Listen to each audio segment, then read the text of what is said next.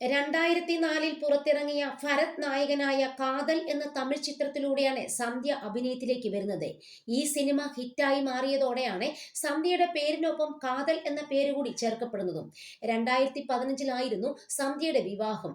ചെന്നൈയിൽ IT പ്രൊഫഷണലായ വെങ്കിട്ടിനെയാണ് സന്ധ്യ വിവാഹം ചെയ്തത്. ഭർത്താവിനും മകൾക്കുമൊപ്പം സുഖകരമായ ഒരു ജീവിതം നയിക്കുകയാണ് സന്ധ്യ ഇപ്പോൾ.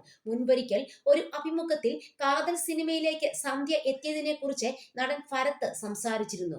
9ാം ക്ലാസ് കഴിഞ്ഞ് നിൽക്കുവായിരുന്നു. സ്കൂളിൽ പോകുന്ന പെൺകുട്ടിയെ പിടിച്ചുകൊണ്ട് വന്ന പോലെയായിരുന്നു സന്ധ്യയെ ആ സിനിമയിൽ അഭിനയിക്കാൻ കൊണ്ടുവന്നത്. എന്റെ സ്ക്രീൻ ടെസ്റ്റ് കഴിഞ്ഞത് ആയിരുന്നു.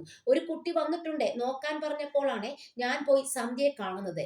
ഞാൻ ബാലാജി സാറിനോട് സാർ ഇത് തീരെ ചെറിയ കുട്ടിയല്ലേ എന്ന് ചോദിച്ചു.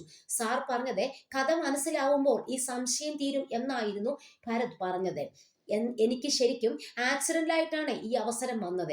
സ്കൂളിൽ നിന്നും 20 ദിവസത്തെ ലീവ് എടുത്താണ് അഭിനയിക്കാൻ പോയത്. പിന്നെ TC ഒക്കെ വാങ്ങി ഞാൻ ഡ്രോപ്പ് ഔട്ട് ആവുകയും ചെയ്തു. 14-15 വയസ്സ് മാത്രമേ ഉണ്ടായിരുന്നുള്ളൂ ആ സിനിമയിൽ അഭിനയിക്കുമ്പോൾ എന്നാണ് സന്ധ്യ ഇതിന് മറുപടിയായി പറഞ്ഞത്.